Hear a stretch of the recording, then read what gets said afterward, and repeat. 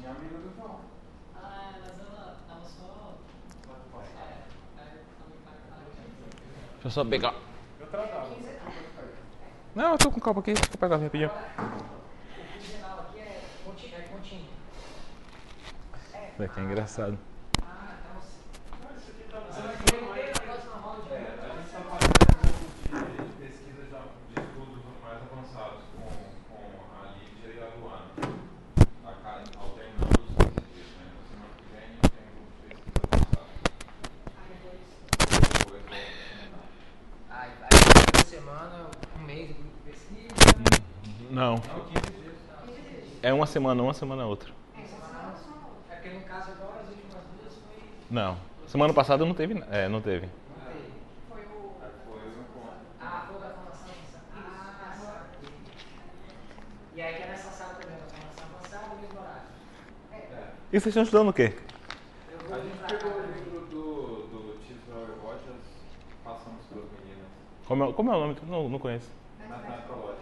Ah, Você vai no próximo semestre, na primeira aula, quando você tiver calor, você vai ver assim, ó, eu tive um aluno que era o pior até a quarta aula, mas ele fechou com 10.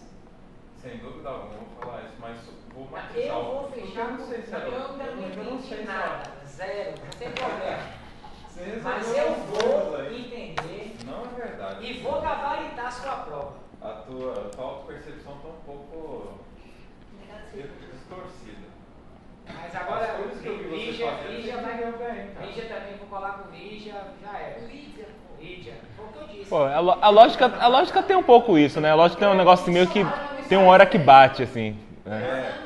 Às vezes ocorre muito isso. Eu me lembro da época de estudante, se de repente o professor fala uma coisa, aí como cai o castelo de cartas. Aí Assim. você entende, assim. Você Não, e você é o monitor da não matéria estou ainda. entendendo mais nada. Não, estou dizendo, não, você é o monitor da matéria ainda. Antes de terminar o curso, eu vou ser monitor de algum de vocês aí. E É sério? eu que não sou formado em filosofia, né? A primeira matéria que eu peguei em filosofia foi lógica modal. E aí também eu não entendia nada, né? E aí ao mesmo tempo tava tentando estudar o cálculo proposicional era lógica modal proposicional, pelo menos, né? E aí no final até que eu consegui entender.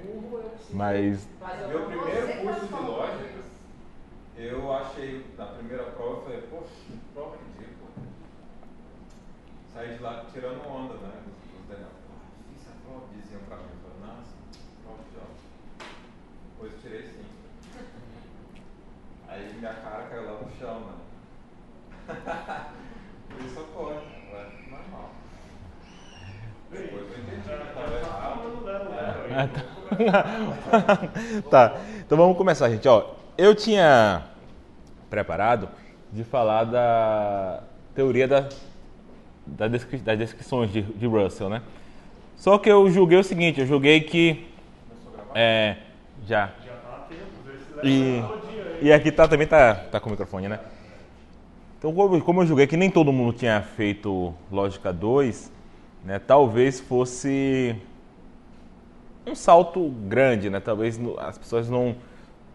Eu acho que vocês entenderiam a teoria, porque não é muito difícil, mas talvez entender mais as motivações e o caminho que leva até ela fosse mais complicado, né? Então, por isso, eu decidi fazer algo um pouco mais simples, né? Então, eu tirei uma parte da palestra para explicar, para falar um pouco da gramática, do cálculo de predicados, como é que forma fórmulas e pegar algumas aplicações mais simples, né?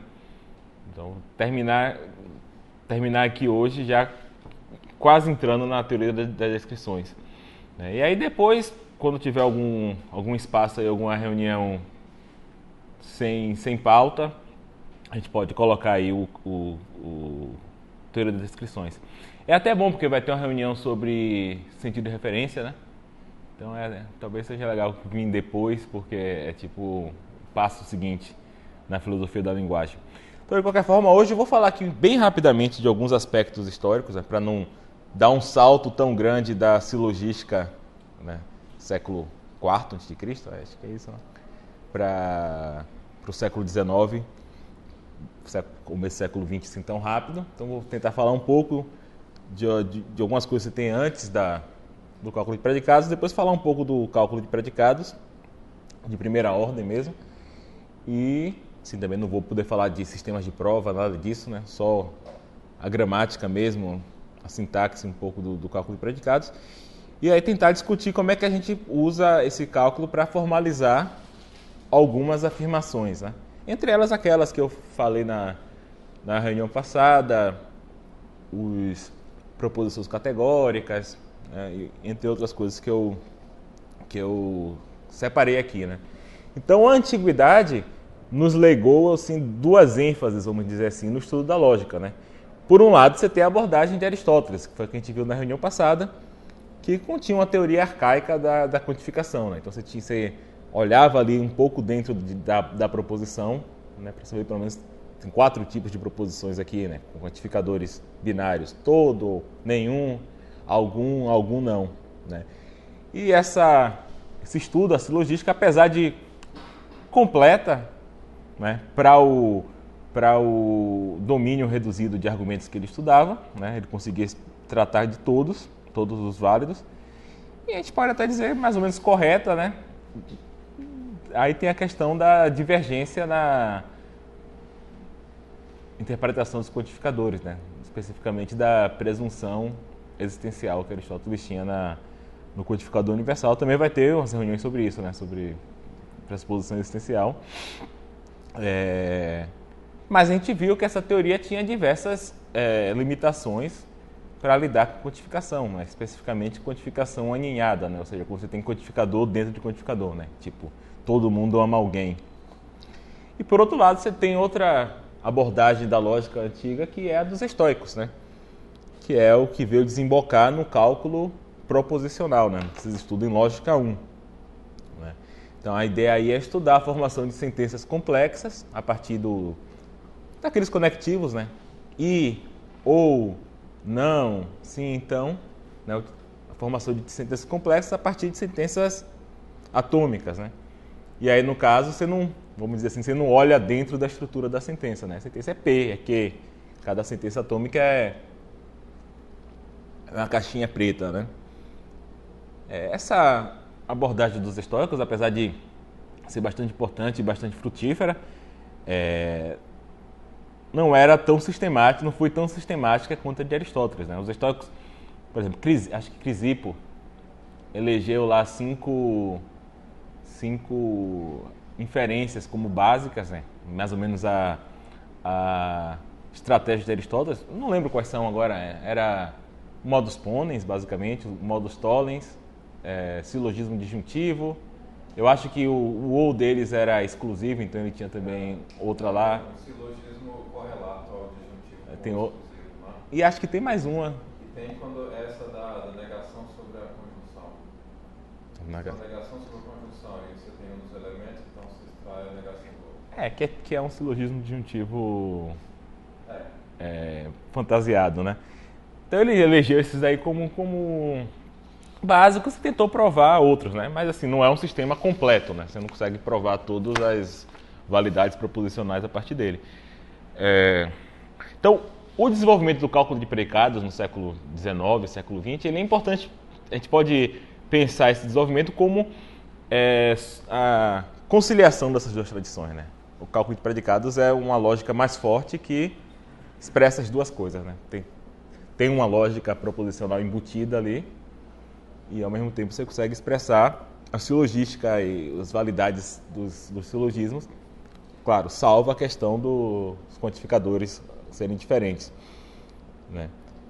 Então, e a gente muitas vezes toma o cálculo de predicados, a gente aprende essas coisas, às vezes a gente aprende coisas que a gente pensa que sempre existiram, né? Tipo, teorias dos conjuntos, né? Você aprende na escola a teoria dos conjuntos, você acha que aquela coisa sempre existiu, mas na verdade é uma coisa super nova, né? É mais novo do que o cálculo de predicados. E cálculo de predicados também a gente pensa, quando a gente aprende, a gente acha uma coisa super natural e óbvia, né? Mas nem tanto, né? Deu um trabalhinho para chegar nele. Tem muita coisa na Idade Média, na filosofia moderna também, de tentativa de desenvolver uma lógica mais ou menos formal, etc.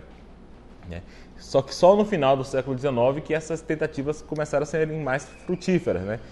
Então, um estudo moderno da lógica, ele geralmente é datado de 1847, né, que foi quando Boole, George Boole, que é um matemático e lógico inglês, lançou o livro dele chamado Análise Matemática da Lógica, né? E aí, basicamente, o sistema de Boole é a lógica proposicional, né? Mas é importante aí porque ele tinha uma linguagem formal, né? Em que ele conseguia expressar isso.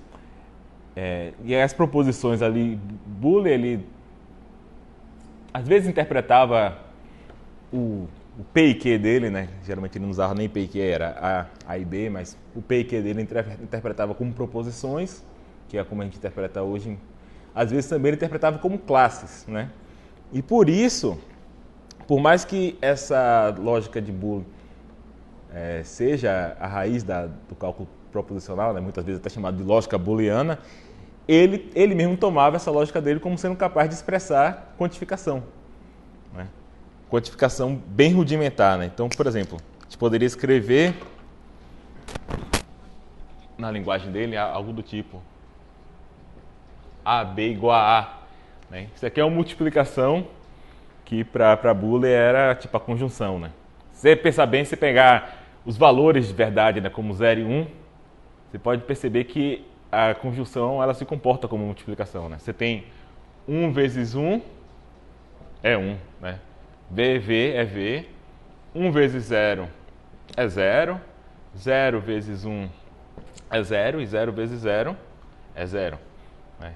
Então a conjunção ela se comporta, né, pensando 1 como verdadeiro e 0 como falso, se comporta como uma multiplicação. E por isso que ele expressava assim, né, como fosse uma multiplicação, e a disjunção era a soma. Né? Aí não funciona tão bem o esquema, mas funciona mais ou menos. Né? E ele achava que isso daqui expressava o seguinte: todo A é B. Né? Agora, como é que você poderia pensar isso? Você poderia pensar o seguinte: olha, como eu falei, esse A e B aí, hoje em dia é mais interpretado como dizendo respeito a proposições, mas ele interpretava como classes. E se você pensar que o A aí é tipo uma fórmula aberta, né? Depois a gente vai ver o que é isso, é AX.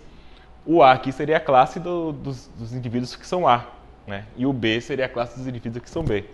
Então, quando eu falo que os indivíduos que são A e B são os mesmos indivíduos que são A, isso quer dizer que todo A é B.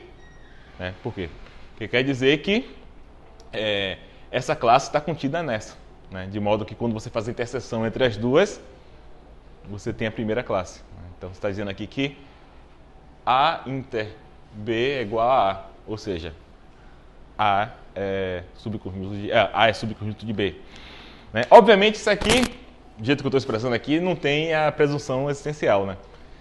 O modo como Boole fazia tinha a presunção existencial. Algum A é B era mais complicado para ele expressar. Né? Mas ele tentava expressar também. O que ele fazia? Ele inventava um conjunto que era o V, e esse conjunto V era a interseção de A e B, e era, por definição, não vazio. Né? De modo que ele expressava algum A é B da seguinte maneira: AB igual a V. Ou seja, a interseção de A e B não é vazio. Na verdade, então essa aqui seria a universal positiva, a particular positiva.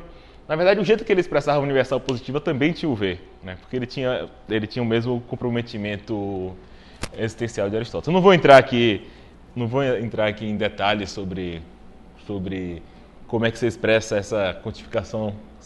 essa quantificação na lógica booleana, mas ele tentava expressar as quatro proposições de uma maneira meio capenga. Mas a questão aqui é que primeiro, era algo bastante complicado, né? Esse negócio do V e tal. E, além do mais, também não conseguia expressar a quantificação aninhada ainda. Outro lógico que você tinha no século XIX interessante é o De Morgan, né? É famoso pelas leis de De Morgan, que talvez vocês estudaram na cálculo proposicional. Vocês lembram das leis de De Morgan?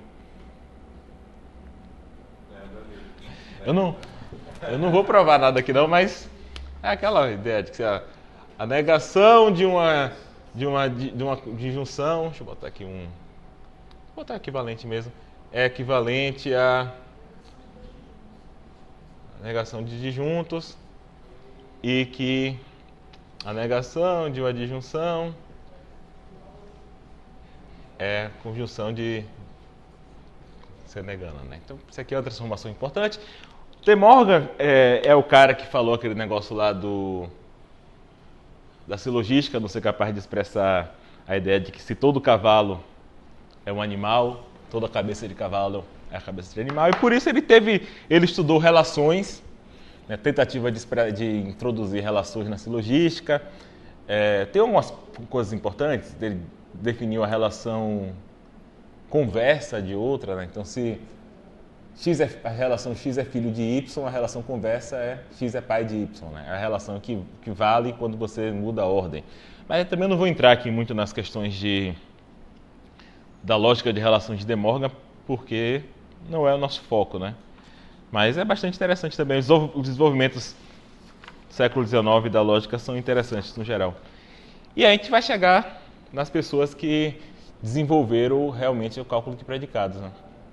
Geralmente a gente dá muita atenção a Frege, né? E tem motivos para dar muita atenção a Frege, porque o modo como Frege desenvolveu o cálculo de predicados foi mais sistemático mesmo, né?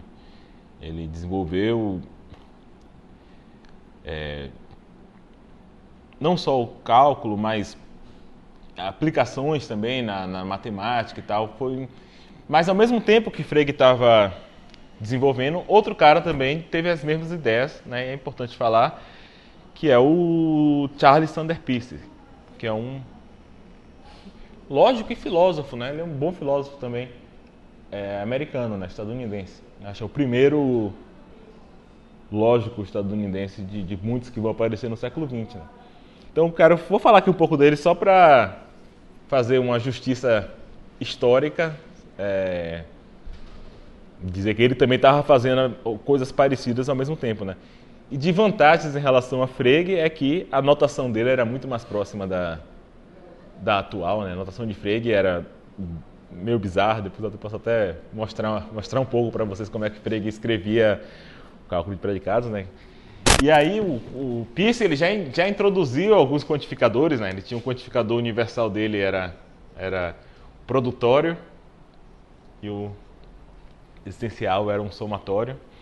E daí, só pela essa ideia deles aqui, você já entende várias coisas. Você entende que ele estava na mesma tradição algébrica de Boole, né? Porque eu falei para vocês que o I era tomado como uma multiplicação lógica, né?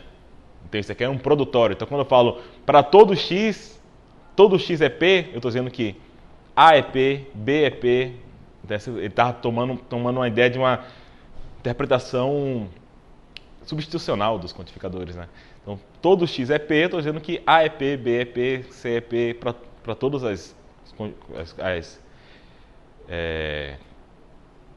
constantes que eu tiver. Obviamente, essa interpretação tem alguns problemas, né? Ela pressupõe que eu tenho um nome para todas as coisas que estão no domínio, né? Todas as coisas têm uma constante que diz a ela. Tem problemas se o domínio for infinito, né? Porque esse produto aqui vai ser infinito. Mas, enfim, da mesma forma que o existencial dele tinha a ver com soma, né? Então, se eu falo se algo é P, eu estou dizendo que ou A é P ou B é P, né? Um desses tem que ser P, né? Ele tinha essa ideia. Acho que depois até ele mudou a interpretação dele, mas primeiramente a interpretação dele era essa substitucional. Outra coisa que Peirce fez primeiro, talvez, ele foi a primeira pessoa, talvez, a usar a ideia de valor de verdade expressamente, como V e F, né? Outra coisa também que é diferente de Frege é que Peirce tinha uma ideia específica de lógica de primeira ordem e lógica de segunda ordem. Ele fazia essa distinção. Para Frege não tinha essa distinção, tá? A lógica de Frege não é de primeira ordem. Ou seja, uma lógica de primeira ordem é a que vocês estão aprendendo em lógica 2, né? É uma lógica que você quantifica sempre sobre indivíduos, né? Você fala para todo x é P, né? Todo indivíduo é P, né? Você poderia ter uma lógica de segunda ordem em que você quantifica sobre proposições ou sobre propriedades. Quando eu falo, por exemplo, vocês dois têm algo em comum, né? Eu estou dizendo, existe uma propriedade que você tem e você tem, né? Então, essa é uma codificação de segunda ordem, né? Então, Peirce já tinha essa noção que eram lógicas diferentes. Frege não, para Frege existia a lógica, né? E a lógica dele não era de primeira ordem, era de ordem alta, né? Até dá alguns problemas para ele isso.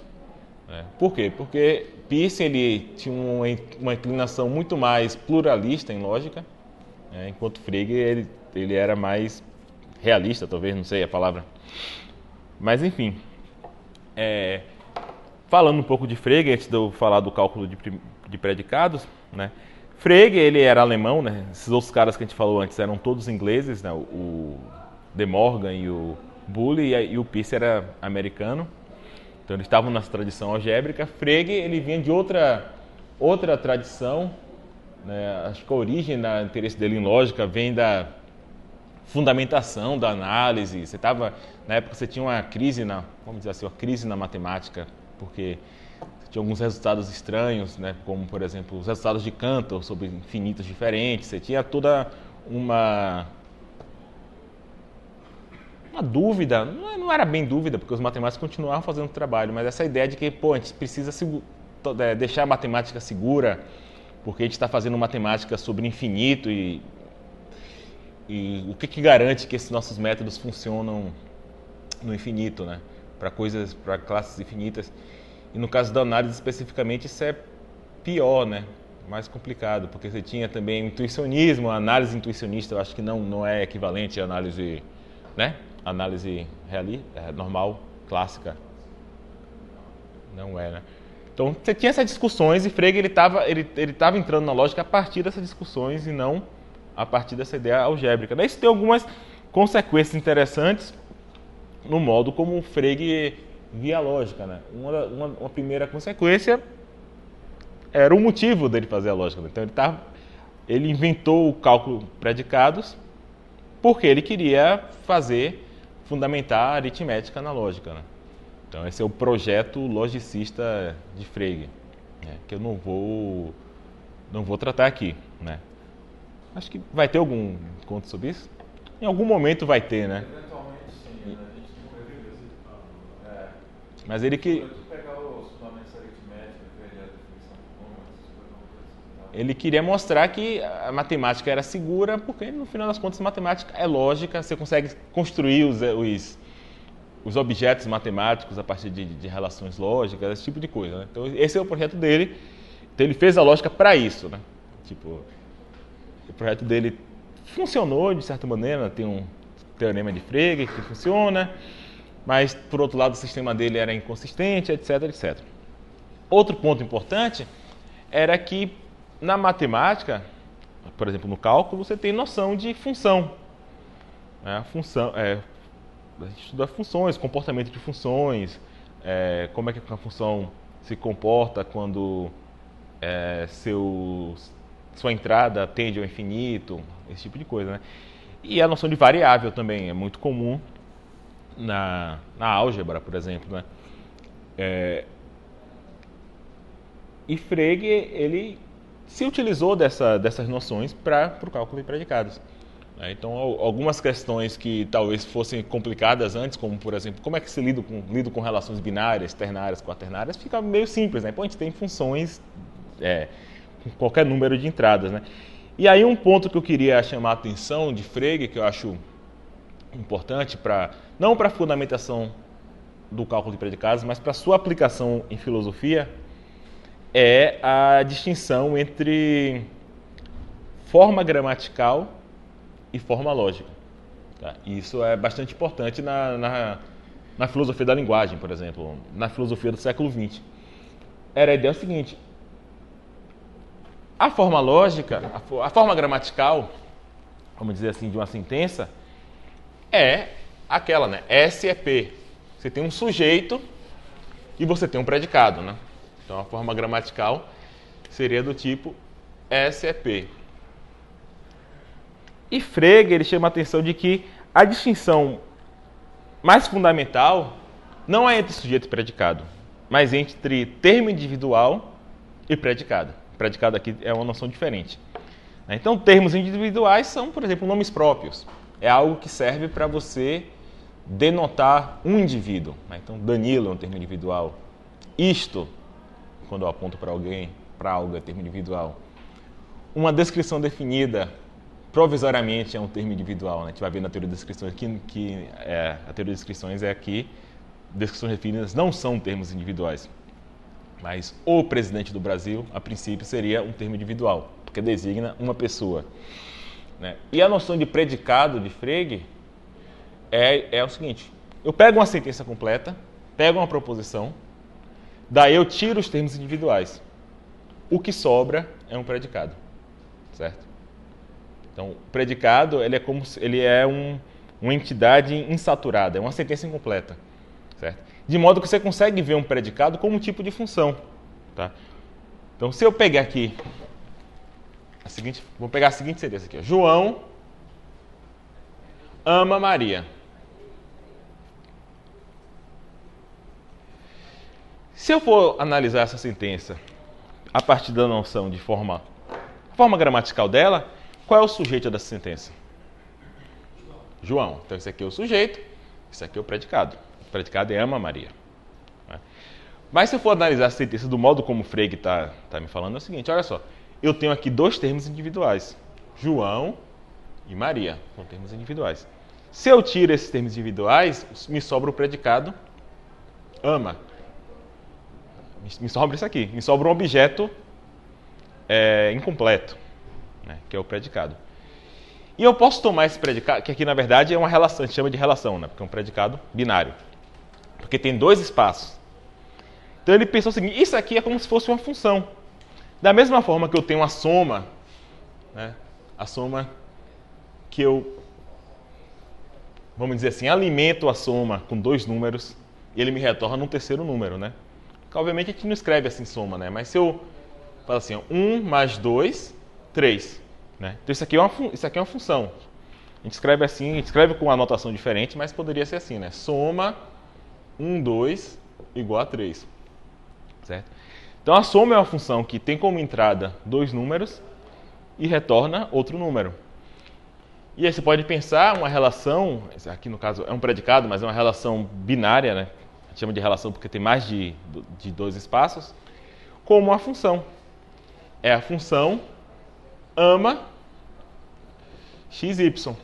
Só que essa função, ela tem como entrada dois termos individuais, só que o que ela retorna? O que você acha que ela retorna? Qual é o resultado de ama xy? Vamos dizer que eu coloque aqui, ama, né? Bota aqui, J é João e M é Maria. Isso aqui é igual ao quê? E essa aqui é uma grande sacada de Frege. Isso aqui é igual a um valor de verdade. Certo? Então, um predicado, uma relação, é simplesmente uma função que retorna um valor de verdade. Então, vamos dizer que João ama Maria mesmo. O resultado disso aqui é V. Para Frege é o verdadeiro, né? Frege é meio platonista, assim. É o verdadeiro. Então, o valor disso aqui é o verdadeiro. Então, se eu tenho duas coisas que referem ao verdadeiro, em vários contextos eu posso simplesmente substituir uma pela outra, porque elas têm o mesmo valor. Então, a ideia de Frege aqui, acho que está no... Eu nunca lembro muito bem dos artigos de Frege, porque é tudo assim, blá, blá, blá e blá, blá, blá. Então, esse daqui eu acho que é o função e conceito, ou é o conceito e objeto? Eu acho que é o função e conceito. Talvez ele fale nos dois, desde esse ponto aqui. Ou é o função, mas acho que no função e conceito é primeiro, é o que ele fala isso aqui. Então, isso aqui é a grande sacada dele, bastante interessante. Que um predicado, lembrando, predicado a gente chama de predicado quando tem só um espaço, né, quando é uma função para uma entrada só, e quando tem mais de dois a gente chama de relação. Um predicado ou uma relação é simplesmente uma função, como outra qualquer. Só que ela é uma função especial no sentido de que ela retorna um valor de verdade. E por quê? Porque eu tenho aqui a proposição completa, ela tem um valor de verdade. Eu construo o meu predicado tirando coisas da proposição. Né? Aqui eu tirei as constantes, os termos individuais, sobrou isso aqui, que é um símbolo incompleto. Isso aqui não tem valor de verdade, isso aqui só é uma função. E aí quando eu alimento ela de volta, tipo, eu completo ela de novo, ela refere a um valor de verdade. Vamos dizer que João ama Maria, mas Pedro não ama Maria. Então, já isso daqui, vamos dizer que P aqui é Pedro, é igual a o falso. Então, é como para cada indivíduo, cada termo individual que eu alimentar aqui, essa função me retorna o verdadeiro ou falso. Então, essa é a ideia de Frege de forma lógica de uma sentença. Né? Obviamente que depois daqui ainda tem os quantificadores, mas você perceba que aqui é uma diferença. Né? Então, aqui, SCP, o predicado é ama Maria. Agora não, agora o predicado, no caso da relação, só ama, né? X ama Y, vamos dizer assim, ou blá blá blá, blá blá blá blá. E quando você alimenta esse predicado, ele retorna um valor de verdade. E obviamente, como na matemática a gente tem funções com qualquer número de entradas, obviamente a maioria das funções que a gente usa é binária mesmo, né? Soma, multiplicação, é tudo binário. Mas, a princípio, você pode ter função com qualquer número de entradas. Né? Quando eu estava escrevendo isso aqui, eu até pensei assim, será que tem alguma função bem conhecida assim, na matemática, que é ternária? Não achei. Todas as funções que eu procurei um pouco na internet, mas todas eram muito matemática mais avançada. Eu acabei nem pegando, né? E aí, no caso, vamos pegar outra sentença aqui, que é uma sentença aqui. No caso aqui, Sócrates é homem.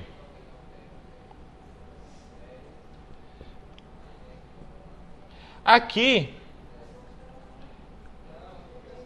a forma lógica até ela vai ser mais próxima da forma gramatical, porque aqui é um predicado unário. Né? Aqui o sujeito é Sócrates, o predicado é homem. Né? Aí aqui no caso de Frege você vai ter o predicado reticências é homem, isso daqui é uma função. Vamos dizer que isso aqui... No geral, deixa eu até colocar aqui já na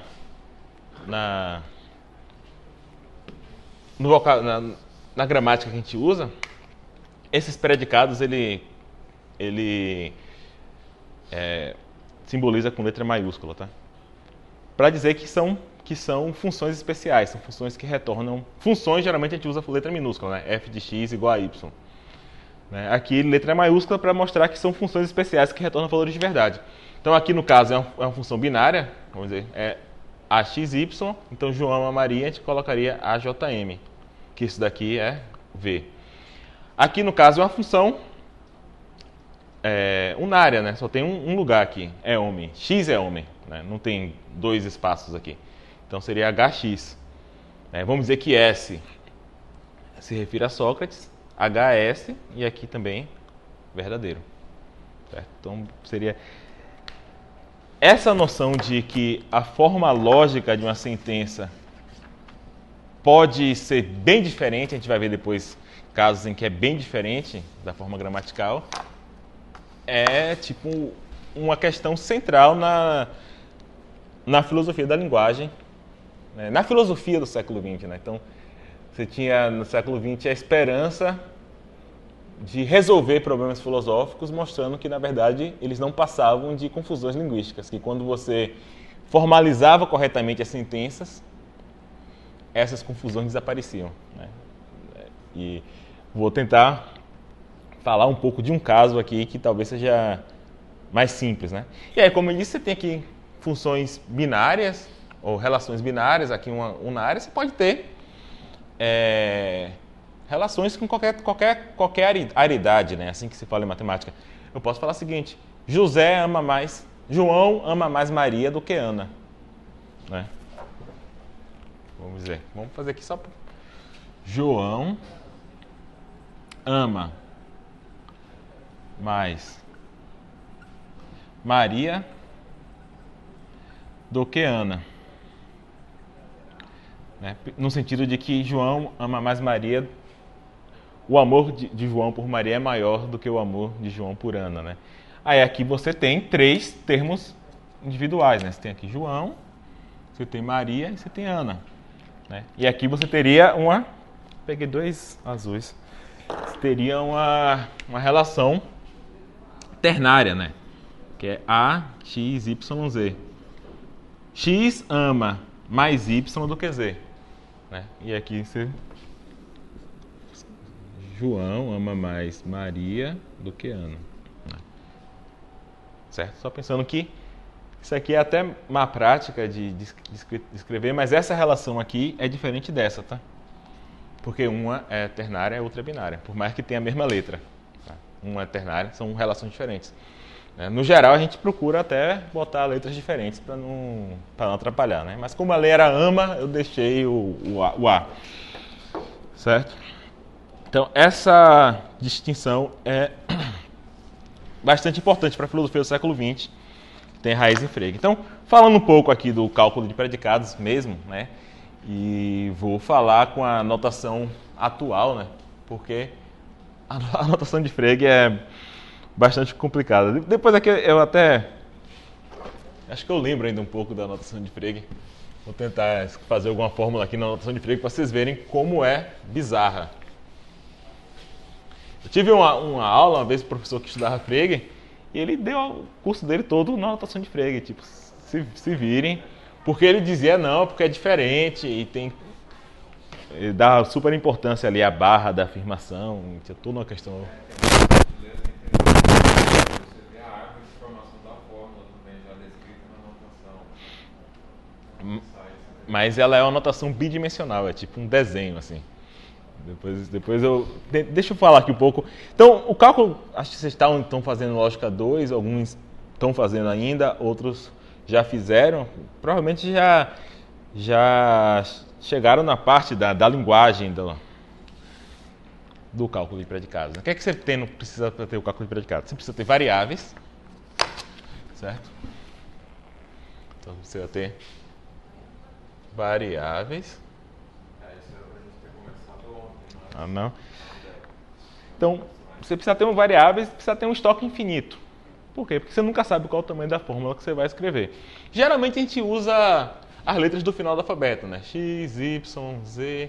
Aí para ficar infinito aqui eu vou botar assim, X1, né? Y1, Z1, etc. Geralmente a gente usa X, Y, Z, W, não vai ter mais do que isso. Mas se você precisar, você pode usar X1, X2. Não. Você precisa ter... Então, variáveis inconstantes, depois a gente vai ver, são termos individuais, né? Eles servem para denotar indivíduos de maneiras diferentes. Tá? No caso de constantes, geralmente a gente usa as letras do começo do alfabeto. A, B, C. Geralmente você usa D, E, mas vou botar aqui A1, B1, C1, etc. Né? Infinitos. E aí você precisa ter símbolos para predicados de todas as aridades, né? Predicados unários, predicados binários, né? Então, vou botar aqui só predicados, mas na verdade são símbolos para predicados. Aqui geralmente a gente usa a letra do que a gente está simbolizando, né? Se a gente está falando de amor, a gente bota A. Se a gente está falando de homem, a gente bota um H.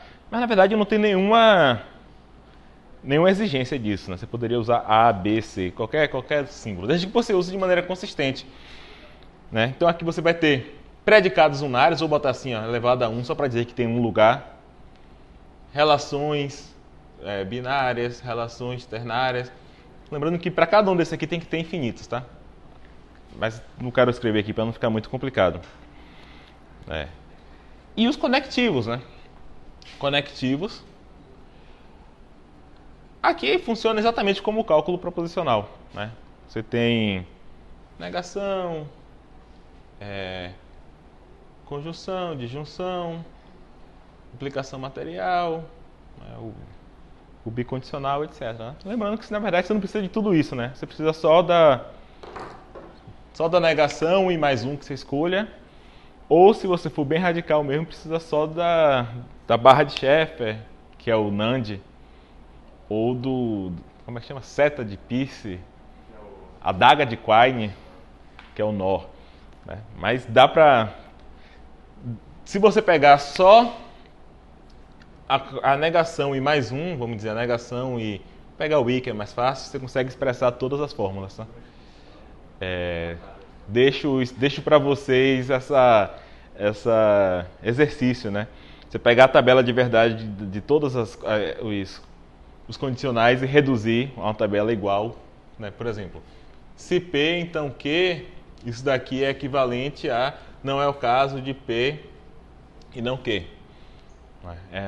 São logicamente equivalentes, tem a mesma tabela de verdade. Você consegue fazer para tudo, né?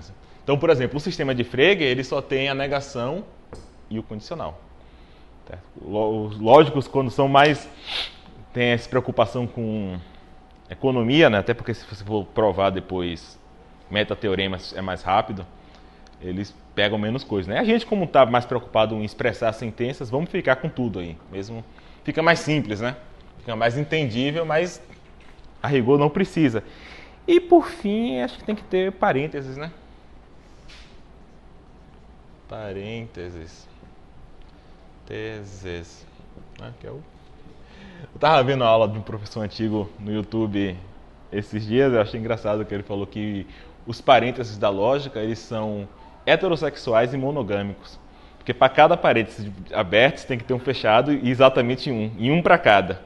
Não pode sobrar nenhum ou faltar nenhum. Né? Então, eles são heterossexuais e monogâmicos. Achei muito engraçada a explicação. Mas, enfim. E faltou os quantificadores, né? Faltou os quantificadores, Tem os quantificadores, que é o assunto, né? Ficadores. Então, aqui você tem os quantificadores. Você tem o quantificador universal e o quantificador existencial, tá? Certo? Esse aqui a gente lê como para todo existe um. E como é que você forma fórmulas, né? Nessa lógica. Então vamos começar pelas fórmulas atômicas, as mais simples, que é o seguinte. Vamos dizer que variáveis e constantes são termos, tá? Se eu tenho uma constante sozinha, ela é um termo. É como se fosse um termo individual. Uma variável sozinha é um termo. Se eu tenho um predicado com N lugares, um predicado unário, binário, ternário, e eu tenho um termo, dois termos, até o termo N, então isso daqui é uma fórmula atômica. Tá? Então, por exemplo, se o predicado ama, x ama y, ele tem dois lugares, e eu completo ele com João e Maria, eu tenho uma fórmula. Tá? Se o predicado tem dois lugares e eu botar só João, aí não é gramatical. Tá? Porque esse predicado aqui é binário. Ele precisa de dois aqui, e eu preciso de dois aqui. Certo? Então, J e M aqui são constantes. Né? Claro que aqui tem a ver, tem uma questão de saber como é que você está interpretando essa constante. Eu estou fazendo uma interpretação informal aqui, né? Você vai pegar a semântica da lógica, você vai ter que interpretar isso formalmente. Mas, informalmente, se J é uma constante que denota João e M é uma constante que denota Maria, e A é uma relação que tem dois lugares, né? No caso seria assim, né? A2, mas não precisa escrever isso aqui, desde que você faça certo. Você precisa de duas constantes. Diga. Quando você usou um exemplo que você apagou, o predicado com SA, 3. Aham. E aí você estabeleceu que J ama mais Maria do que Ana. Aham. Quando aparece um 3 ou mais, quer dizer que há uma hierarquia de maior ou menor?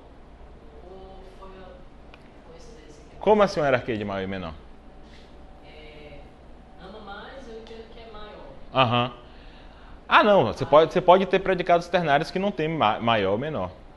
Tá, mas naquele caso formaliza do mesmo jeito, então. E eu não estou... A fórmula que lá era tipo A, J e JM, sei lá, M. Uhum. Mas eu entendi que porque eu amava mais M do que M. Mas assim, um amava mais tem a ver com aquela relação. Eu posso... A ordem dos... A ordem influencia. Lídia e Mateus são coautores da música. Tá, mas Aí, claro, a hierarquia é a mesma. E nesse caso, ser coautor é tanto faz. Não é, não importa. A gente tem uma relação ternária. Mas é a mesma fórmula se eu tivesse Lídia mais alto do que João. Aham. Maior. Então, Maior Eu acho que o seu ponto é o seguinte, olha só, tem algumas relações que são simétricas, vamos pegar relações binárias.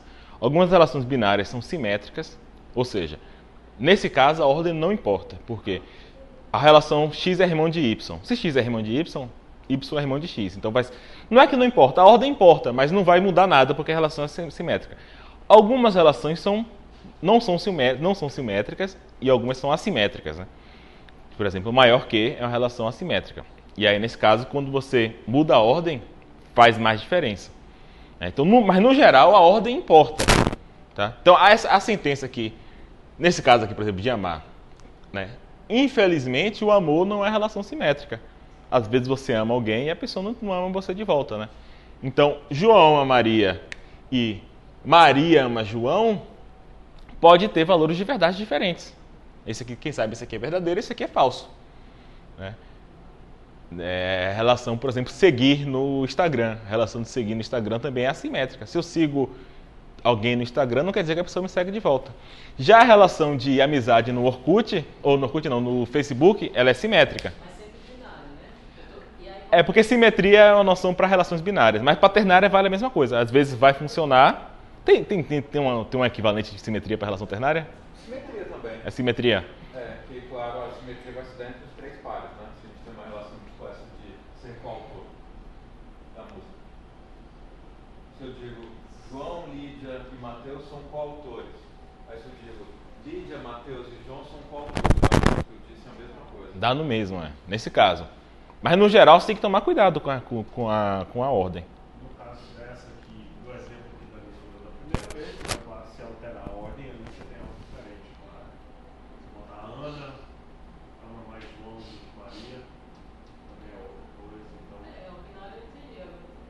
O ter... ternário é a mesma Coautor coisa. não, porque aí não teria. Não tem ordem. Tem a ordem, mas aí não necessariamente. Não, tem a ordem. Você fala a sentença não certa ordem. A questão é, se você mudar a ordem, você não diz fundamentalmente nada distinto. Para mim está parecendo diferente quando é binário. Porque para mim está sendo diferente quando eu digo a JM tem um valor de. Pode ter. Esses dois. Eu não. Então. E aí teria também, pode ter um não. No caso do coautor, não. No caso do coautor, a ordem não muda. Que Danilo deu é um exemplo ternário que faz diferença. Em algumas relações que são simétricas, a ordem não vai fazer diferença, apesar de que são sentenças diferentes. Mesmo que você... vamos dizer que é relação irmão, né?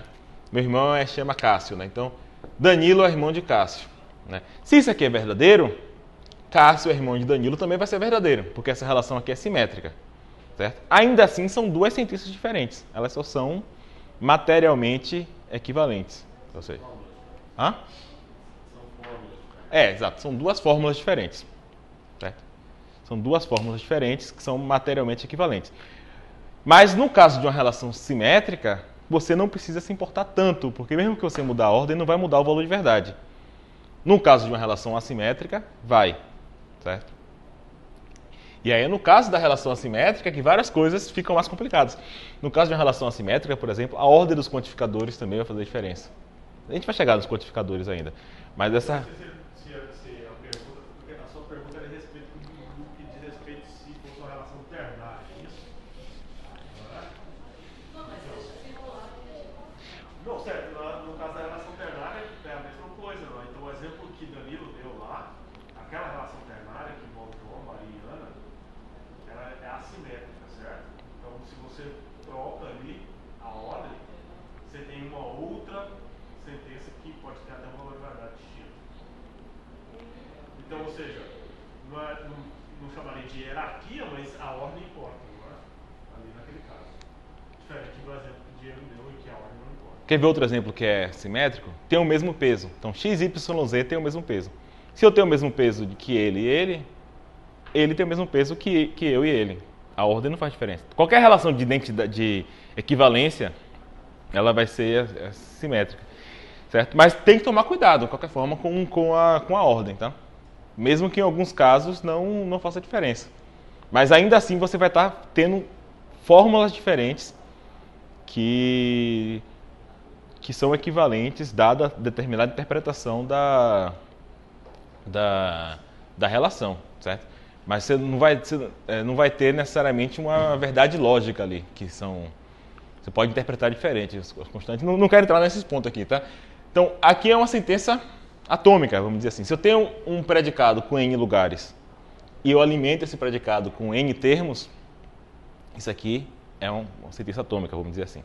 Lembrando que esses termos aqui podem ser também variáveis, né? Então, posso botar assim, ó. X... Isso aqui é uma fórmula também, tá? Apesar de que depois a gente vai ver que essa fórmula aqui é especial em relação às outras, tá?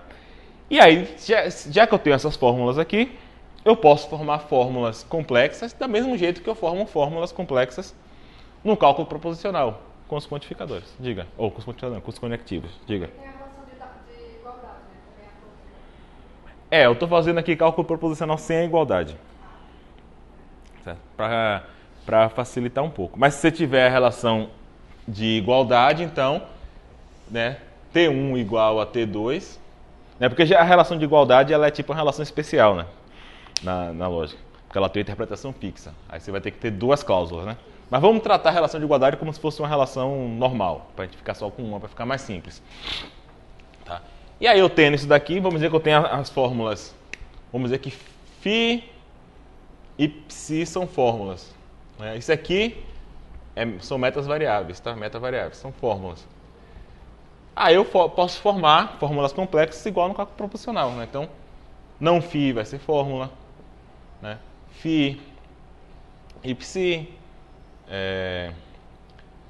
φ ou psi, se φ então psi, φ, se somente si, psi, né? E, obviamente, isso aqui é uma definição que chama recursiva, né? Então, por exemplo, se φ é uma fórmula, não φ é uma fórmula, né? Se não φ é uma fórmula, não φ e psi também é uma fórmula. Do mesmo jeito, se isso daqui é uma fórmula, a negação disso, né, com parênteses... Aqui, na verdade, seria o mais seguro você botar parênteses aqui em volta. Tá? Né? A negação disso aqui também vai ser uma fórmula. Aí você vai formando fórmulas cada vez mais complexas. Então, isso aqui é o cálculo proposicional, né? Com a diferença de que você está, de alguma forma, olhando ali dentro da estrutura da proposição, né, e vendo, essa proposição aqui é formada de uma relação binária e tal. Mas uma vez que você tem isso, essa parte aqui, vamos dizer que é um módulo proposicional do cálculo de predicados. E por fim, você tem mais um tipo de fórmula, né? Vamos dizer que aqui são fórmulas atômicas, fórmulas complexas, tem fórmulas gerais, que é o seguinte, olha, se φ é uma fórmula, então, para todo x φ e existe um x φ, também são fórmulas. Você pode botar o quantificador na frente. O quantificador ele sempre vem com uma variável, né? Claro que, geralmente, a gente quer que essa fórmula aqui contenha um x, né? Dentro da fórmula. Mas, na verdade, não precisa. Só vai ser a quantificação burra, né? Eu posso dizer, para todo x, João ama Maria. Isso aqui é uma fórmula. Só que isso aqui é desnecessário, essa quantificação aqui, porque você não está quantificando nada, né? Então, geralmente, você vai ter algo assim, né? Você vai ter uma fórmula que vai conter um x e você vai quantificar esse x. Para todo x, né? Vê se vocês conseguem ler isso aqui. Para todo x, o que isso aqui quer dizer?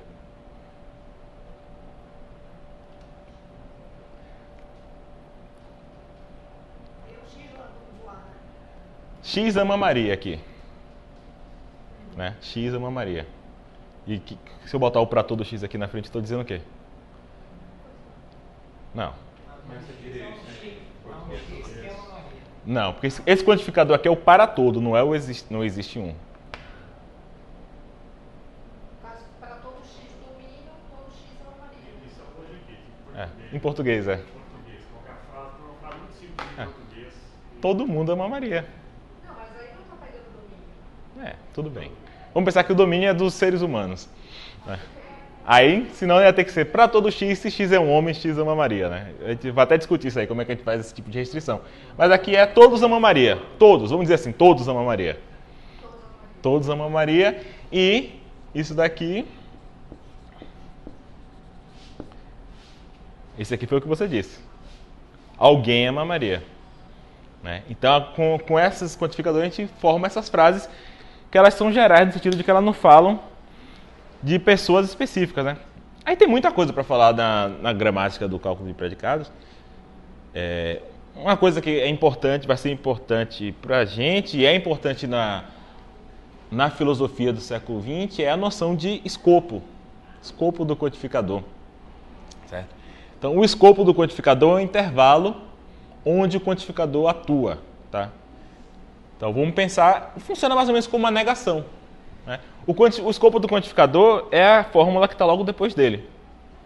Certo?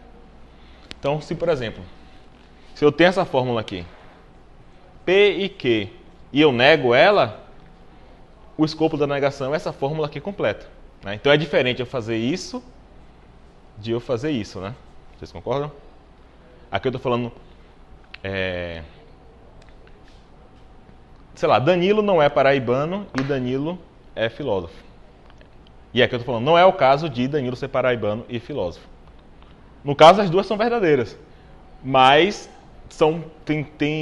tem condições de verdade diferentes. Porque essa daqui podia ser verdadeira porque se eu não fosse filósofo e fosse paraibano.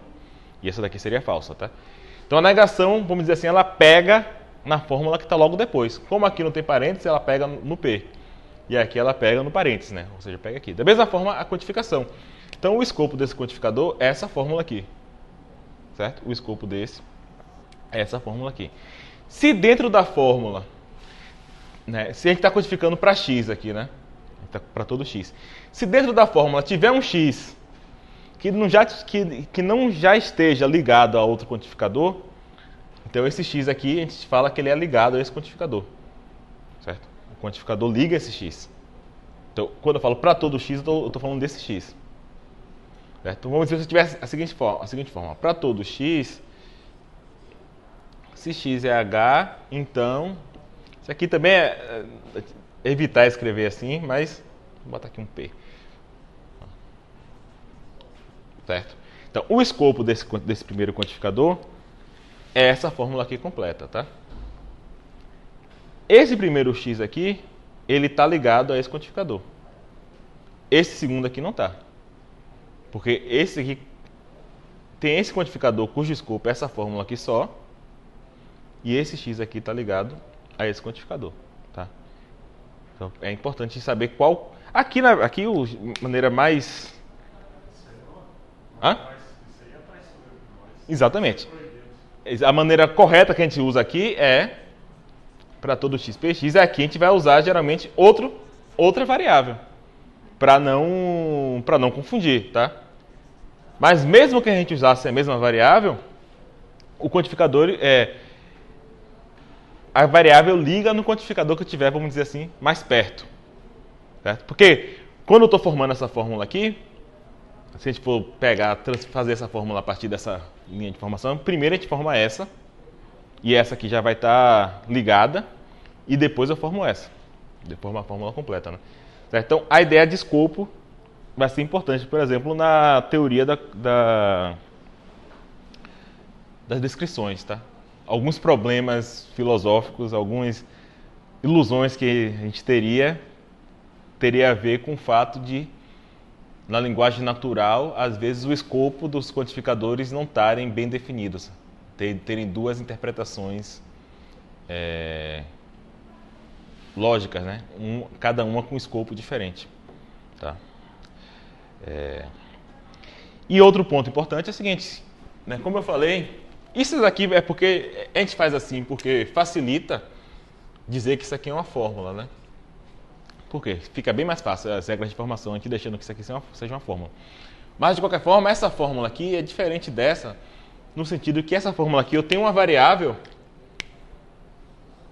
que ela está livre, certo? No sentido de que ela não está... existe uma variável na fórmula que ela não está ligada a nenhum quantificador, certo? Então, essa fórmula aqui, que tem variáveis livres, ela não tem valor de verdade, certo? Por quê? X é uma Maria. Quem é X? Eu não sei. A diferença de uma constante para uma variável é que a constante, ela denota um indivíduo específico, a variável não. Então, quem é X é uma Maria? Não sei do que você está falando. Você está falando todo X é uma Maria? Que algum X é uma Maria? Né? Que X é esse? Então, essa daqui não tem valor de verdade, essa daqui tem, tá? Isso aqui a gente pode chamar de uma sentença. Isso aqui só é uma fórmula aberta, tá? Mas como eu falei, a gente aceita isso aqui como fórmula porque fica mais fácil fazer essas regras aqui, certo? E da mesma forma, a gente aceita como fórmula uma fórmula que tem um quantificador que não está quantificando nada, né? E essas fórmulas até têm valor de verdade, só que elas são desnecessárias, tá? Eu acho que é isso, né? Tem alguns sistemas sintáticos que evitam alguns problemas, não é? Mas fica mais complicada. Fica mais complicado de formular, exatamente. Exato. Então, aí você nota um pouco a inclinação filosófica do lógico por trás, dependendo da forma como ele faz a sintaxe. Tem alguns lógicos, famosamente, não é? Que preferiram deixar a formulação da sintaxe mais complicada e não ter esse tipo de fórmula livre. Aham. Mas a maioria prefere o mais comum. No meu caso não é por nenhuma posição, não. É só porque eu não queria dar uma explicação mais complicada, porque eu quero falar de outras coisas.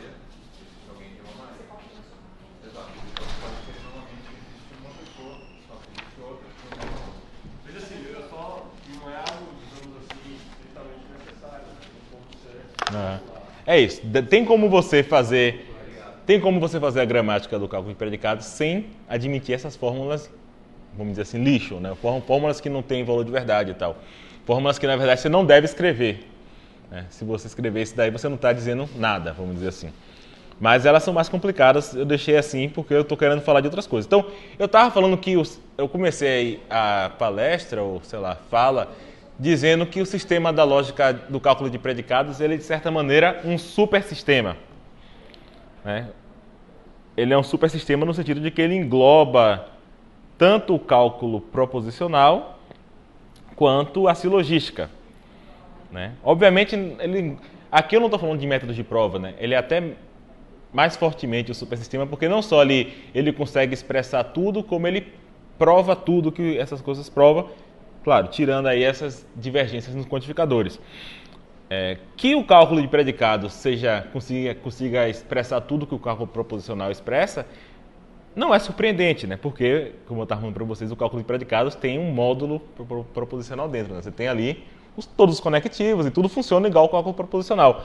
A única diferença que eu falei é que no cálculo proposicional a proposição ela é uma caixa preta, vamos dizer assim, é P, né? Então no cálculo proposicional, tanto João ama Maria, como é que você simboliza João ama Maria no cálculo proposicional? Assim, ó, P, né? Sócrates é homem, Q, né? Todo mundo ama alguém, né? Uma sentença com quantificador, você simboliza assim, ó, R. Né? É como se você não olha dentro da sentença. Tipo, você tem uma proposição. Pode ser geral, pode ser com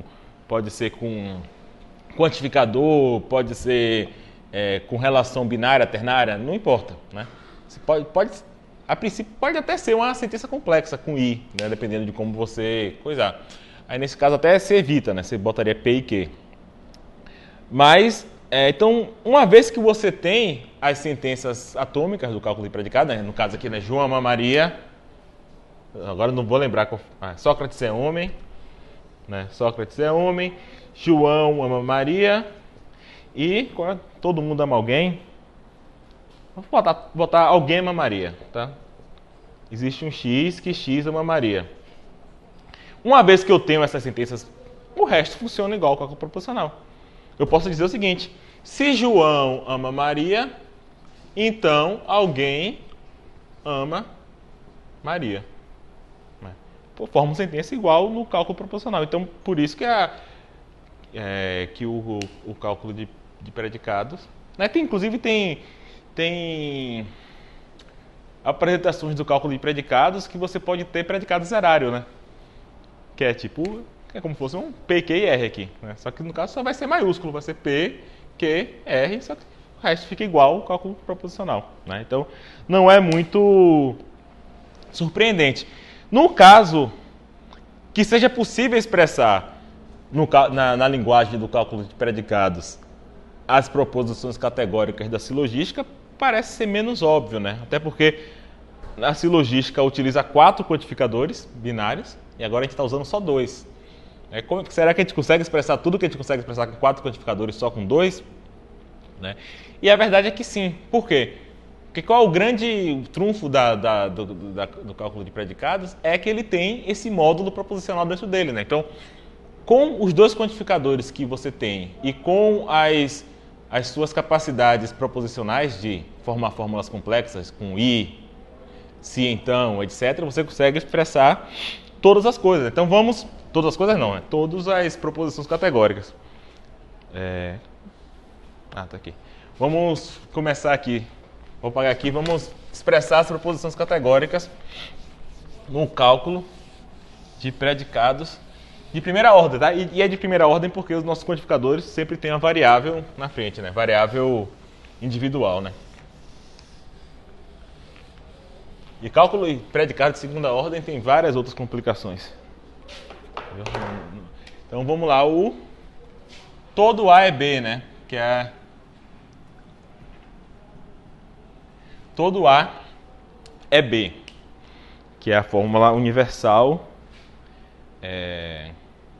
afirmativa. Vamos colocar aqui primeiro como é que a gente traduz isso no cálculo de predicados e depois a gente vai discutir um pouco essa tradução. Para todo x, se x é A, então x é B, certo? É assim que a gente traduz. Vamos tentar pensar o que a gente está fazendo aqui, tá? Quando eu uso um quantificador universal, quando eu falo para todo x, eu estou literalmente falando de todos os x. Tá? Se eu falo para todo x, então nesse ponto o que você falou ali do João ama Maria está correto, né? Se eu falo todos amam Maria, eu estou realmente falando de todas as coisas no domínio, né? Então, quando eu falo para todo x, eu estou falando de todas as coisas no domínio. Sempre que eu quero restringir minha quantificação a uma subclasse do domínio, eu utilizo um condicional, tá? Em que um antecedente do condicional serve para fazer essa restrição. Então, quando eu falo o seguinte, para todo x, xx é A, vamos dizer aqui, todo homem é mortal. Vamos pegar aqui todo homem é mortal, para não ficar tão abstrato, né? Para todo x, se x é homem, então x é mortal. Certo? Quando eu coloco aquela condicional, eu estou restringindo a quantificação ao conjunto do homem, que eu estou falando assim, eu não estou falando que todo mundo é mortal. Estou dizendo que se eu fosse escrever todos são mortais, aí eu escreveria assim, né? Todos são mortais. Para todo x, x é mortal. Certo? Mas quando eu falo o seguinte, quando eu falo todo homem é mortal com implicação, eu estou dizendo o seguinte, para todo x, se x é homem, ou seja, todos os homens, isso aqui vale não para todo mundo, vale para todos os homens. Porque lembrem que um condicional com antecedente falso é sempre verdadeiro. Né? Então, se a pessoa não for homem, então não importa, entendeu? Mas quando eu escrevo isso aqui, eu estou garantindo que se esse antecedente é verdadeiro, o consequente também é. Então, estou dizendo, quando eu falo isso aqui, eu estou restringindo a quantificação ao H. Vocês estão entendendo? Não? É porque... Você consegue pensar na maneira mais simples de explicar isso? Não sei. Tenta, por exemplo, se eu vou testar esse apagador ali, vale para todos, né? Para todo x, aquela implicação vale. Todos. A princípio, a gente não restringiu o domínio. Aham. Então, a gente testa para ver se vale para o apagador. Aí vamos ver se o apagador é um homem. Como o apagador não é um homem, então o condicional é verdadeiro. Não é que, claro, não foi posto à prova, não é o ponto é esse. Uhum. Você está dizendo que todos os homens são mortais. Então, assim, esse apagador tem que ser irrelevante para isso, certo? É. Esse é o ponto. Naturalmente. Se x é homem... Não. Para todo x, se ele é H, então ele é M. Quando você fala assim... Porque quando você fala assim, parece que eu estou falando o seguinte, ó. Para todo x, hx implica que para todo x, mx, né? Isso aqui é uma fórmula diferente dessa. Aqui eu estou falando, se todos são homens, todos são mortais. E aqui eu estou falando, se para todo x, Se X é homem, se ele é... Para qualquer coisa, se aquela coisa é um homem, ela também é mortal. Entendeu? Se todo X é H, então Não. todo X é Y. Não. Aí você está falando isso daqui, ó. Você está falando assim, para todo X, se ele é H, para qualquer coisa, se aquela coisa é um homem, aquela coisa é um mortal. Veja a diferença, vou pegar outro exemplo. Uma coisa é dizer, todos os estudantes são felizes. Para mim, eu acho que faz sentido se não usar homem imortal. Tá. Beleza, então, pois eu o exemplo. Nós vamos pegar outro exemplo, depois a gente pode aproximar do tratamento. Eu digo para você, todos os estudantes são felizes. Eu estou dizendo uma coisa específica acerca dos estudantes. Ok? Que é falso, tá bem. Agora, seria daquela forma. Agora, se eu digo, se todos são estudantes, então todos são felizes. Se todos são É completamente diferente, certo? é X funcionando. Seria daquela forma que a gente... Eu apaguei, mas deixa eu escrever de novo. Que é diferente de para todo X. H de X implica para todo X M de X. Aqui o bizarro é que as duas são verdadeiras, né? Mas por motivos diferentes. Aqui eu estou dizendo que se todos são homens, todos são mortais. Certo? E aqui eu estou dizendo que todos que são homens são mortais. Entendeu? Porque aqui quando eu falo todos que são homens, eu não estou falando do apagador, por exemplo. Porque eu estou falando assim, para todos que esse antecedente se aplica, o consequente deve se aplicar. O apagador não é homem, então bom, não importa. Vai para o próximo. Para eu saber a verdade disso, eu tenho que pegar todos os que são H e ver se eles são M. Entendeu? Então por isso que eu estou restringindo. Então por isso que eu estou falando todo homem é mortal. Agora só para vocês ficarem... acho que na notação de Frege fica assim, né? Todo X, assim. Ele realmente tratava o domínio como sendo absolutamente tudo. Ele fala, inclusive, por exemplo, tomemos o Sol. Quando eu falo, todos os homens são mortais e aí vem o Sol, por exemplo. O Sol não é homem, então a gente desconsidera. E Frege escreveu assim, ó. Por isso que eu acho que aquela questão lá com o Corsi, não é? Eu acho que o Frege consideraria como uma vantagem dele ele não ter o quantificador dele ser completamente, não ter essa diferenciação de primeira e segunda ordem. Na verdade, isso é necessário para poder fundamentar a matemática. Ah, com certeza, é. Então, fala assim, se você começar a separar isso, na verdade é um defeito, não é uma qualidade. Exatamente, mas... Não sei se o quantificador é uniforme. Não, eu acho que Frege, ele veria como uma qualidade. Agora, acho que depois se viu que pode ser um defeito, né? Eu penso assim. Porque o programa, o projeto fracassou, não é? Fracassou.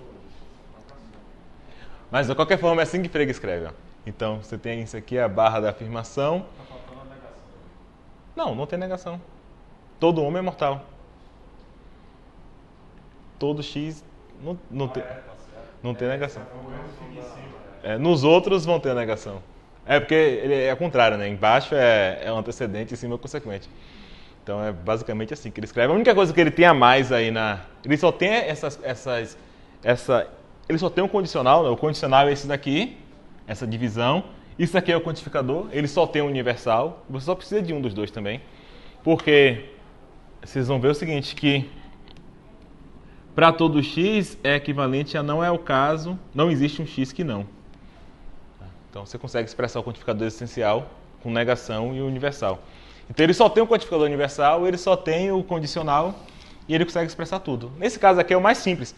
Mas a única coisa que ele tem a mais do que isso é a negação. E a negação, você pode botar uma negação aqui. A negação é um tracinho assim. Você poderia botar uma negação aqui. Aí aqui eu estou falando o seguinte, existe um homem que é mortal. Ou eu poderia negar aqui também, poderia negar aqui. Então a única coisa que ele tem a mais é esse traço. Só que obviamente isso aqui é uma fórmula só, pequena, né? Mas quando você tem uma fórmula muito grande, com muita quantificação, fica um desenhão, assim, bem grande, assim. Que é... Certamente ele conseguia interpretar fácil, né? Estava acostumado. Pra gente é muito estranho. Tá. Então vamos para a segunda, né? Nenhum A é B. Nenhum A é B. Tentem aí. Como é que vocês expressariam isso no cálculo de predicados? Tem mais de uma forma, tá? A forma que eu vou escrever, eu acho que não é a forma que Frege escreve.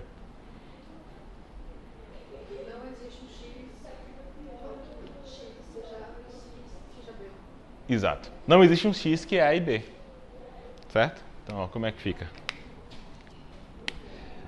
Não existe um X, tal que X é A e X é B.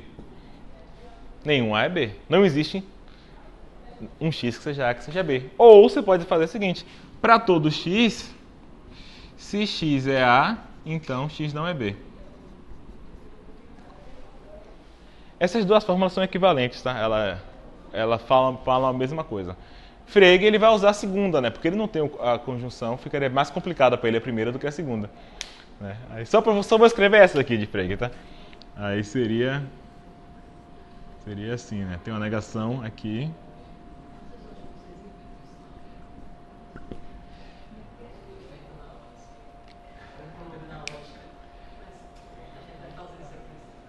Não, mas é um sistema, a notação principalmente, ela é convencional, né? É que você não viu a do texto, então, porque é mais divertido ainda.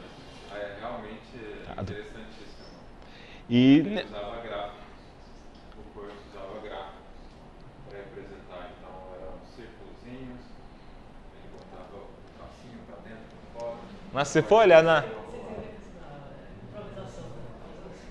na história da Lott, tem que ter cada notação mais maluca que a outra, né? A do De Morgan é estranhona, né? Uns pontos assim, bota 2 pontos, bota 1 ponto. É toda estranha. A do próprio, a de Russell no Principia, que é talvez mais próxima da atual, também é estranha, porque tem uns pontos no meio, né? Ele evita os aparelhos. E tem a notação polonesa que não tem parêntese. Mas esse dos pontos, para aquelas fórmulas lá, se você trocar aqueles pontos por parênteses, fica mais Ele evita. Você vai ter que inventar outros símbolos de parênteses, além das chaves contidas. Tá. Então esse aí é nenhum A é B, tá?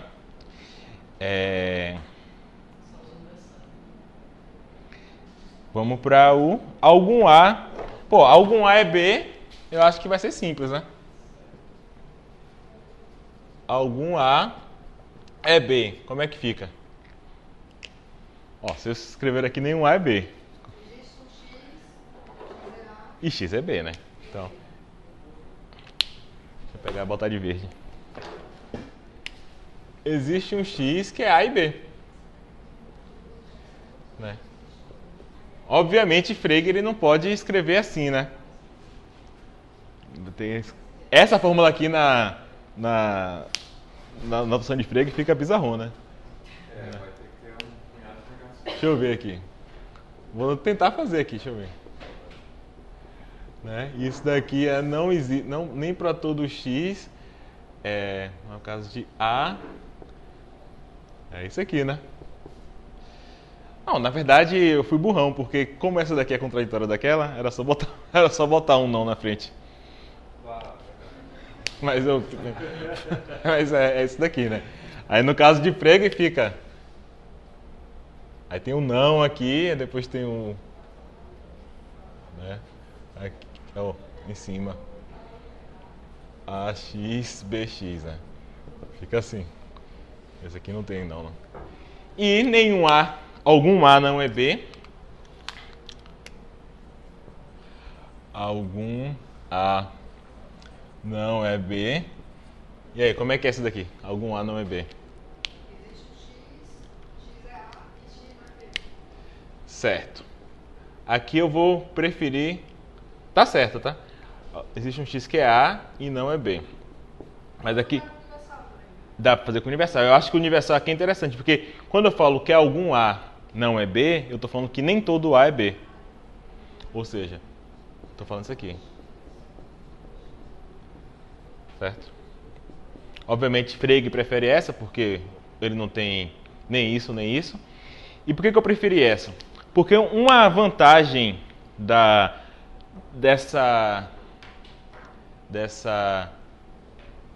expressar isso daqui no cálculo de predicados é que você consegue ver muito mais facilmente as relações de contrariedade. Né? Lembra que a gente estava falando assim, ó, tinha um quadrado aristotélico que você tinha aqui todo A é B, né? Nenhum A é B. Algum A é B. Algum A não é B, né? E aí você tinha essas relações aqui de contrariedade, né? Ou contraditoriedade. Essa daqui é a negação dessa, essa daqui é a negação dessa. E geralmente a gente, quando está começando na lógica, a gente sempre se atrapalha, né? A gente acha que a negação de todo A é B é nenhum A é B, né? Quando na verdade é aqui. Mas se você olhar aqui nas nossas traduções, a tradução de todo A é B é isso daqui. Você vê que simplesmente é uma fórmula negando a outra. Da mesma forma aqui, ó, você tem essa tradução, circulei errado, mas essa, com essa, né? Então, essa daqui é a negação dessa, obviamente, né? Então, você consegue ver essa relação com mais simplicidade, né? Desde que você, né, interprete algum A não é B como nem todo A é B, né? Que é essa daqui. Você vê que o quadrado está bem certinho, assim, é mais simples de ver, né? Como é que a gente está de tempo? 4h30. É até que horas?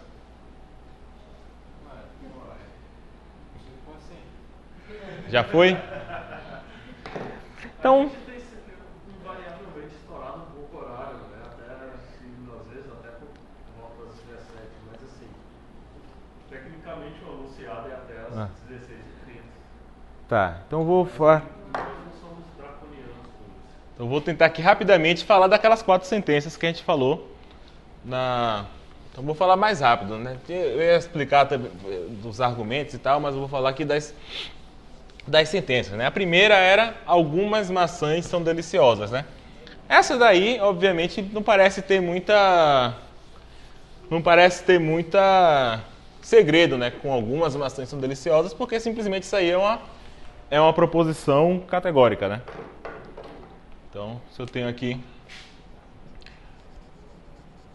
algumas maçãs são deliciosas, né? Então você precisa ter um predicado aqui para maçãs, né? Unário, outro aqui para deliciosas. Aqui, como é que você escreve isso aqui? Algumas maçãs são deliciosas. Vamos dizer que aqui maçã é M de X, deliciosa é D de X. Qual é o quantificador aqui? Universal ou existencial? Então a gente começa com: existe um X, tá o quê? X é NX e DX. No geral, gente, isso aqui não é certo, tá? É só um macete. No geral, você vai ter o existencial, você vai ter mais o conjunção e disjunção do que condicional. Mas não tem nada que impeça, tá? Tem um paradoxo lá por exemplo, paradoxo do bêbado, né? Paradoxo do bêbado de Smullyan. Em um bar qualquer, existe uma pessoa que, se ela está bebendo, todos estão bebendo. Isso é verdade lógica. Porque se não tem ninguém bebendo, então se ela está bebendo, todos estão bebendo.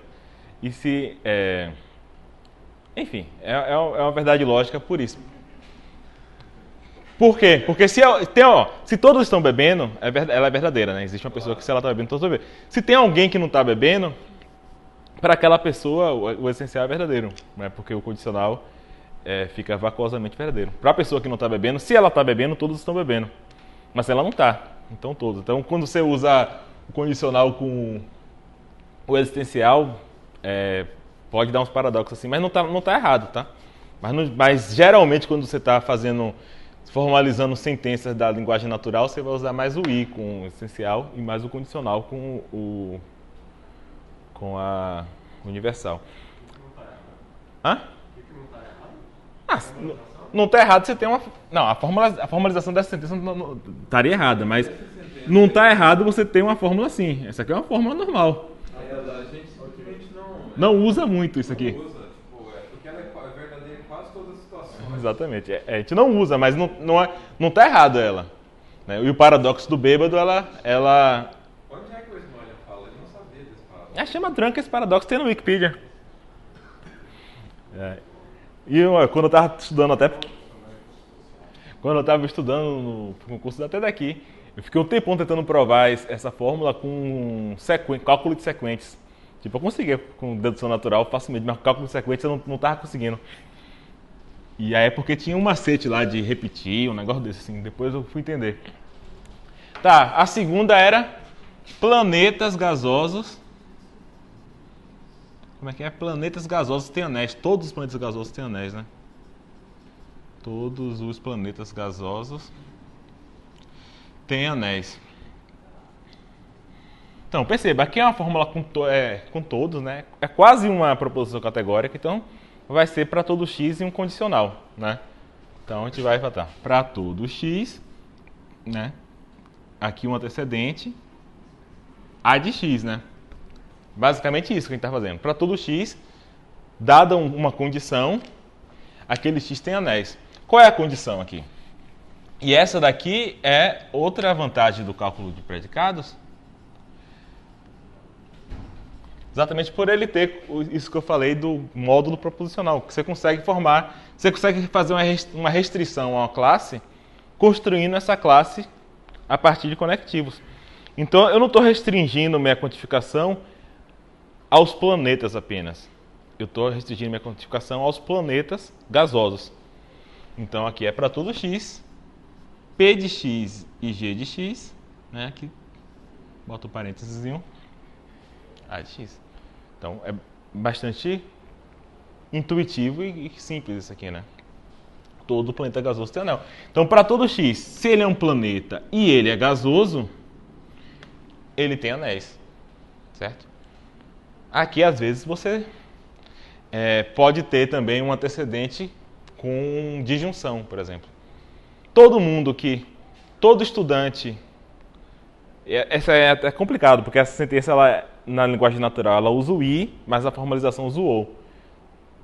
Estudantes e aposentados pagam meia. Essa sentença, como é que você coisa? Para todo x, se x é um estudante ou x é aposentado, né, paga meia. Vamos dizer assim, x paga meia. Por quê? Porque para você pagar meia, você não precisa ser os dois, estudante e aposentado. Você precisa ser um ou outro. Então, aqui é outro caso em que a forma gramatical usa um i, mas o que ela está dizendo, a sentença mesmo, é um ou. Então, tem que tomar alguns cuidados. Então, é bastante interessante esses exercícios de formalização, porque você consegue ver o que a fórmula está dizendo mesmo, né? E a filosofia do século XX, ela tem outras aplicações para isso, né? Noção de compromisso ontológico, várias noções. Como era a terceira, era toda cabeça de cavalo é uma cabeça de animal. Essa daqui é mais complicada. Mas, de qualquer forma, você está vendo que ela novamente tem uma forma, né, de para todo x, se tananã, então tananã. Para todo x, aqui tem algum antecedente e aqui tem algum consequente. Como é que eu falo que um x é a cabeça de cavalo? Para a gente conseguir expressar, aqui eu poderia simplesmente fazer como na silogística, né, e falar que cabeça de cavalo é uma propriedade simples. Só que a maneira mais frutífera de formalizar isso é você utilizar um predicado para cavalo, um predicado para animal e um predicado x. Aqui vai ser escrito letra diferente. X é a cabeça de y, certo? Então eu tenho um predicado x é um cavalo, unário, predicado x é um animal, binário, e um predicado x é a cabeça de y. E aqui, na verdade, eu vou ter que ter a dupla quantificação. Para todo x, para todo y, Se x é a cabeça de y e y é um cavalo, então x é uma cabeça de y e y é um animal. Meio complicada essa, né? Se x é a cabeça de y e y é cavalo, vamos pensar que o x está se referindo a aquilo. Se aquilo é a cabeça de y, que é um cavalo, então se aquilo é a cabeça de um cavalo, então aquilo é a cabeça de um animal. Não consegue tirar o cavalo e só usar as letras, só ler, se todo x e todo y. Para eu ler aquilo ali? Para todo x e para todo y. Se kxy e cy, então kxy e a y. Então não vai ler se x, y, entendeu? Mas como é que seria a melhor leitura? A melhor leitura, na verdade, é que está em cima, né? Toda cabeça de cavalo é a cabeça de animal. Para todo x, se x é uma cabeça de cavalo, por que eu estou usando duas quantificações? Porque eu estou falando de qualquer cabeça de qualquer cavalo, entendeu? Estou falando de um cavalo. Eu não sei se tem uma formalização. Isso aqui é um ponto importante também, tá? Muitas vezes você não tem uma formalização certa de uma sentença, tá? Mas você pode ter formalização errada. Pode ter uma melhor que a outra. A gente pode formalizar isso aqui, por exemplo, com dois predicados. Eu poderia botar para todo x se Um predicado é ser a cabeça de um cavalo e o outro predicado é ser a cabeça de um animal. Aí você só tem um quantificador. E aí esse quantificador ele vai... É ruim porque no exemplo do ponto passado ele estava dizendo que seria bem mais... Porque se eu interpretar assim, aí eu consigo fazer o seguinte argumento. Todo cavalo é um animal. Logo, toda cabeça de cavalo. Já que é conclusão, né? Logo, toda cabeça de cavalo é a cabeça. Tá. Só falta mais um aqui.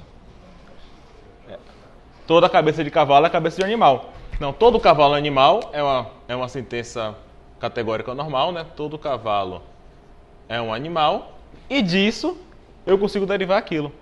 Eu não estou fazendo aqui, eu não vou fazer método de prova, mas dessa sentença aqui eu consigo provar essa. Então, nesse sentido, essa formalização aqui é melhor. Então, essa formalização é melhor porque ela permite determinado argumento. Se eu não estivesse me importando com aquele argumento, eu poderia formalizar de uma maneira mais simples, certo? Então, inclusive eu posso formalizar essa sentença, sabe como?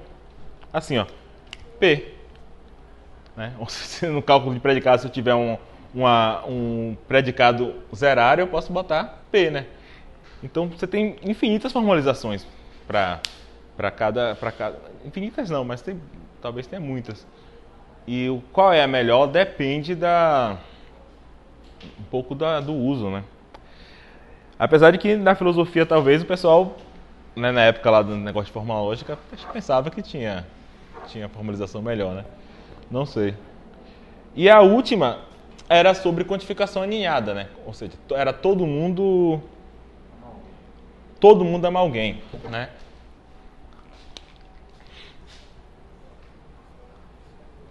Não vou botar todo mundo ama alguém primeiro, porque essa daí é a complicada. Vou botar assim, todo mundo ama Maria. Não. Todo mundo ama todo mundo. Todo mundo se ama. Só tem uma, né? Todo mundo ama todo mundo. Pronto, só tem uma, né? Todo mundo ama todo mundo. Que eu queria depois fazer esse exercício aí do todo mundo ama alguém. Todo mundo ama todo mundo. Então aqui eu tenho dois quantificadores, né? Eu tenho esse quantificador aqui, ele está quantificando essa sentença, né? Só que essa sentença já contém outro quantificador. Então aqui a gente vai ter dois quantificadores. Como é que fica aqui? Todo mundo ama todo mundo.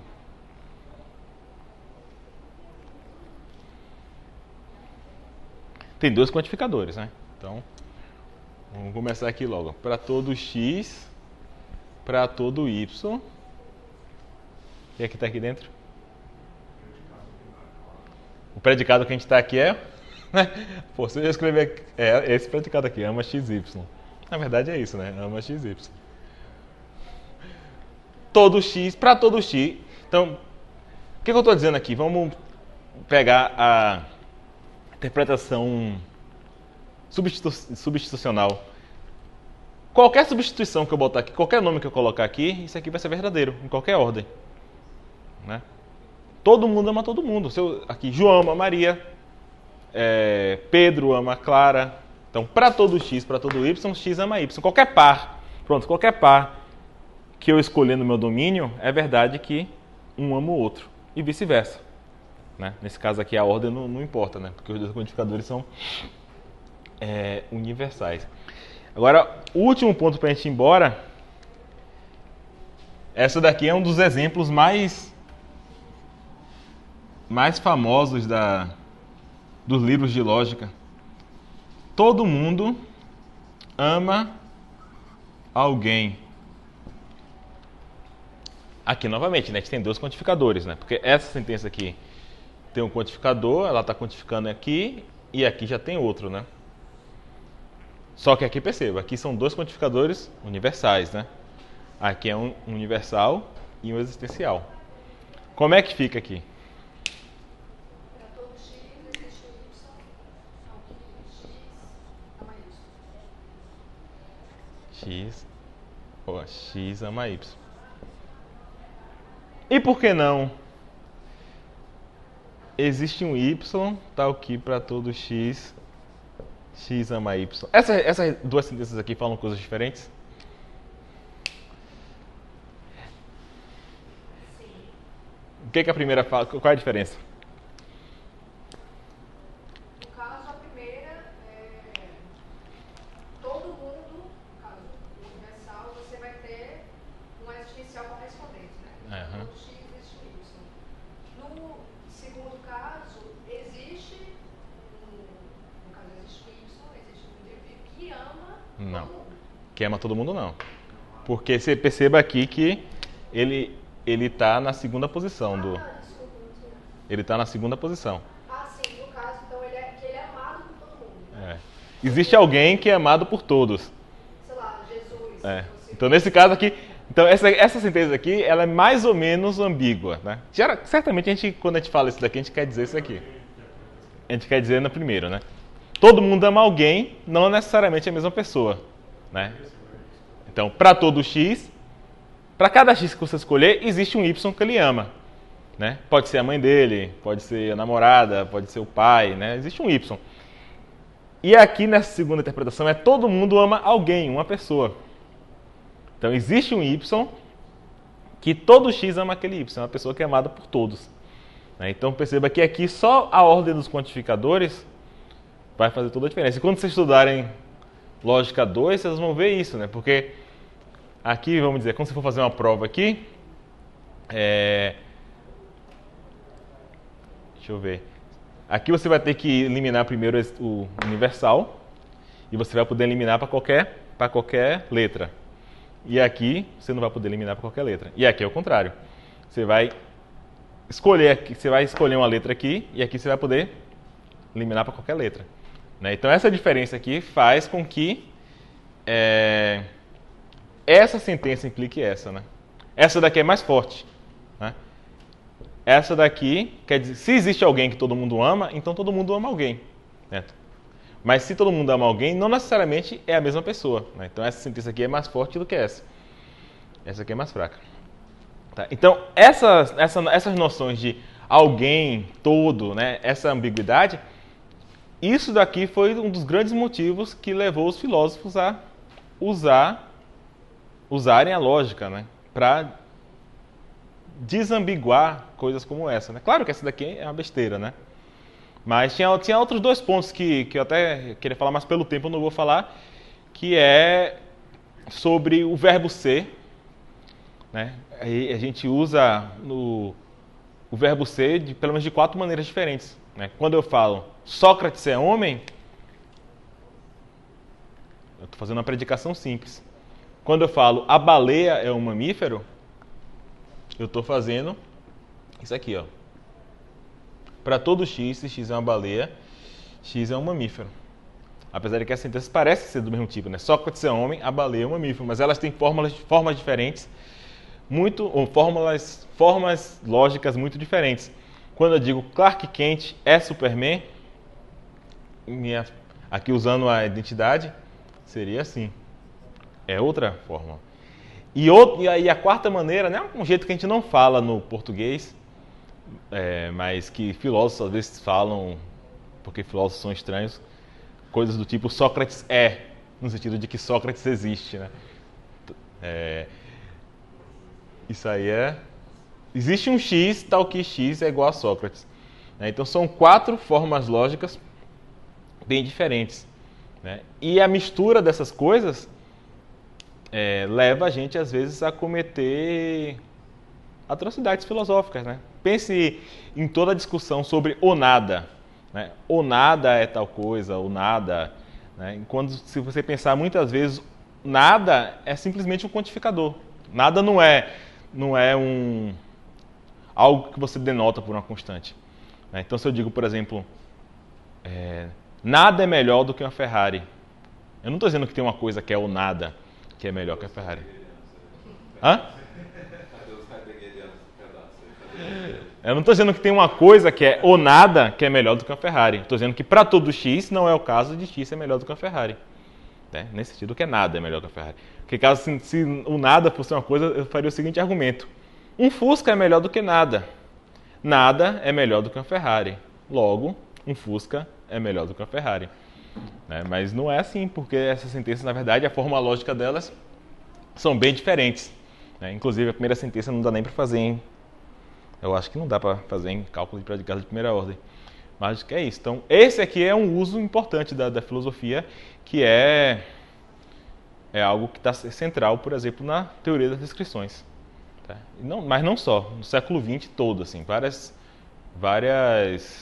tentativas de redução do positivismo lógico, a noção de compromisso ontológico de Quine, né? Muito tem a ver com essa ideia da forma lógica que expressa realmente do que aquelas proposições estão falando, né? E do uso dos quantificadores, né? Como maneiras de se falar, né? Então essa ideia de o nada seria uma das... Ou a ideia de que existência é um predicado, apesar de que isso é questionável hoje em dia. Tem coisas que parece que você precisa ter um predicado de existência, talvez. Mas a ideia de que a existência é um predicado, que é central, por exemplo, no argumento ontológico do Santo Anselmo. Né? Deus, por definição, tem todas as perfeições, né? No sentido, todos os predicados positivos. Existência é uma perfeição, logo, analiticamente, Deus existe. Mas a ideia aqui é que existência não é um predicado, existência é um quantificador. Formalmente é um predicado de segunda ordem, né? Mas é isso. Então essas coisas são importantes para a filosofia do século XX. Então é isso, gente. Valeu.